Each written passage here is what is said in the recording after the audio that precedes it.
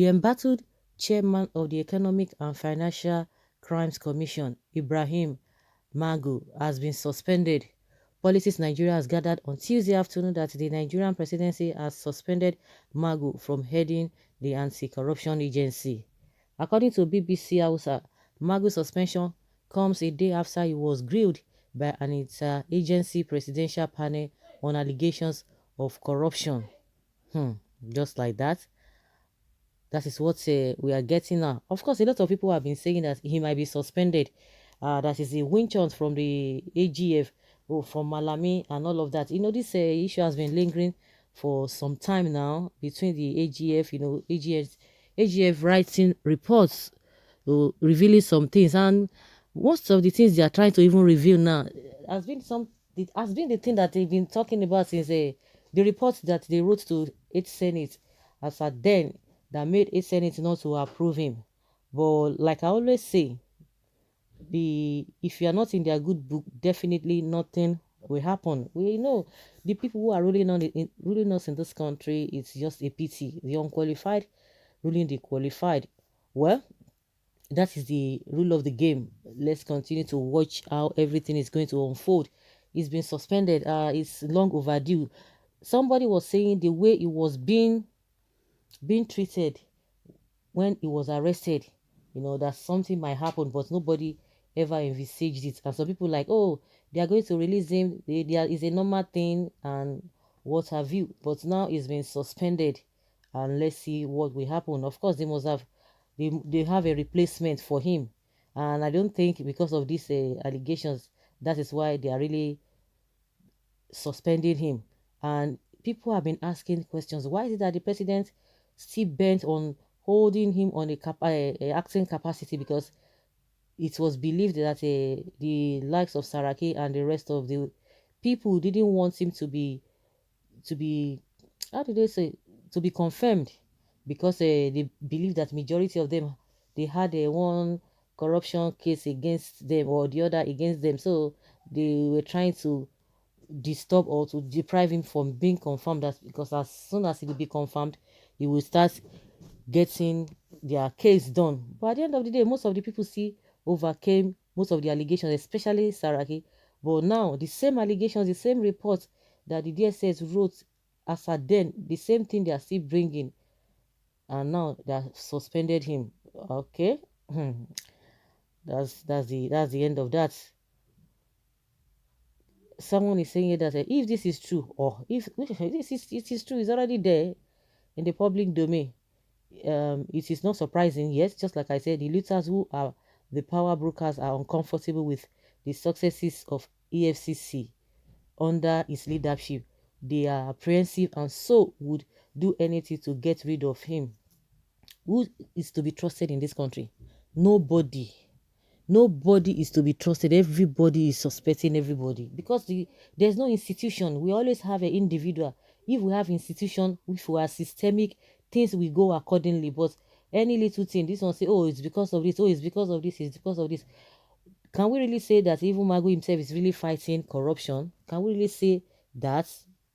That's a different ball game mentality, whether it's really fighting corruption, because some people believe that it's a witch hunting, that they are just after him, that because he's doing a good job as far as a corruption fight is concerned. And we are still hearing that fear has gripped Professor Ise Isage. I don't know why his own name is coming up, because in some other articles that is being afraid.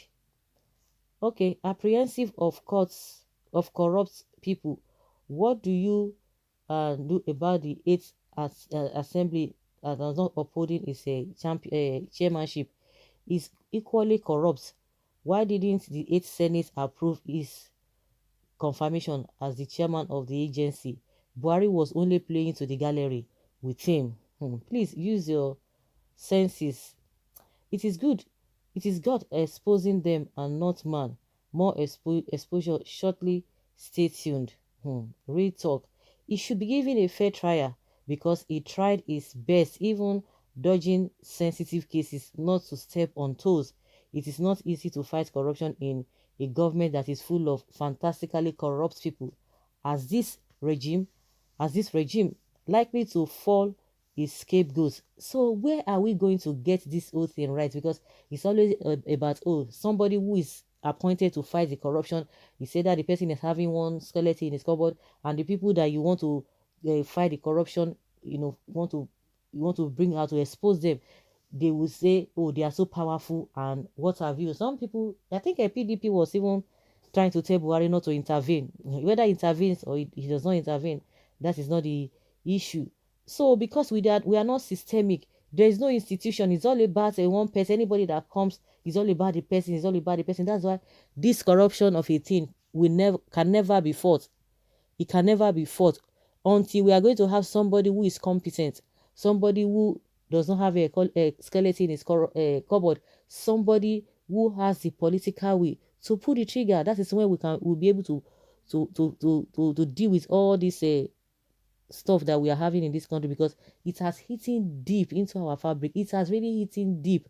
There are some people who have vowed that Nigeria, they will continue to make Nigeria, but at the expense of other people. It's unfortunate. It's really, really unfortunate. Okay, last, the hunter became the hunter. The hunter became the hunted. Predator becomes prey. Only the criminals succeed in Nigeria. You have tried your best since you refuse to be used with your position to fight opposition political enemies. Okay? We all know the logic APC are plotting. Woodness, this one na Gbas. Okay? Is the best chairman in the history of the EFCC. The Iron Table has turned. He's been very partial in hunting political criminals. Of course, now because his hands will be tied, because you are going to be looking at body language of whosoever that appointed you in the first place. Body language, like I said, is only until when we have somebody who is ready to do the right thing, somebody who is ready to pull the trigger, somebody who has a political will to do the right thing. If not, we'll continue to move around circles, because corruption is what has really that is killing us in this country. Corruption, corruption, corruption. I don't understand. And the people who are even into all this corruption of a thing at bigger level, they will be coming out and be forming big men, and they are the ones making this country dry. They will be, the majority of them are close to 70, 80 years, and yes, they are still stealing. Stealing what? So where are you going to? What do you want to eat? How many houses can you stay at a go? Even the bed you are going to be sleeping, your body cannot even contain the whole space there. I don't just understand. They are stealing for their children at their old age. Hmm. And they want the people behind them to do what? To have to behave well, to be law abiding. It's not going to work, because they are seeing what you are doing. A lot of people, even some of the youth, are like, oh, if I have the opportunity, once I get there too, me, I will do what I need to do. Once I get there, I will do my own. Every chop I chop. Let me go and cut the national cake. That is what a lot of people, no, that's the mindset of a lot of people. This government should apologize to the 8th Senate and Bukola Saraki for all they said about them for refusing to confirm Magu. We shall certainly hear and understand more about the intrigue surrounding the leadership of Magu at the EFCC in the coming days and weeks.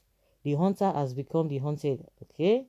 I do not pity him one bit. After all, it is said that he who goes to equity must go with clean hands. Okay? Clearly, these charges are far above those he charges others, and their activities, or their what, they are arraigned and convicted of criminal activities. So let the law take its course and let justice be done. Period. One thing is that, how do we know who is who? How do we know who to be trusted? That is the question. That is the problem. Some people think that it's okay, it's fine. Some people believe that he's being enchanted. Some people believe that, oh, he did his job very well. Some people believe that he's corrupt. Some people believe that. What do you have to do? At the end of the day, ask me, nothing. What have we achieved now since this corruption case has started? What have we achieved? Because in those other administration, they still fight corruption. At least we know that even the time of Obasanjo, to the IGP, is it not IGP? Yes, Tafa, it was removed.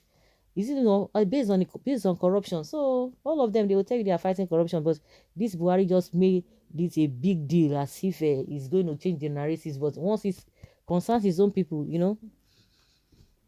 It's a different thing entirely. This country, the whole world is just laughing at us. Let's hear your opinion on this. Thank you.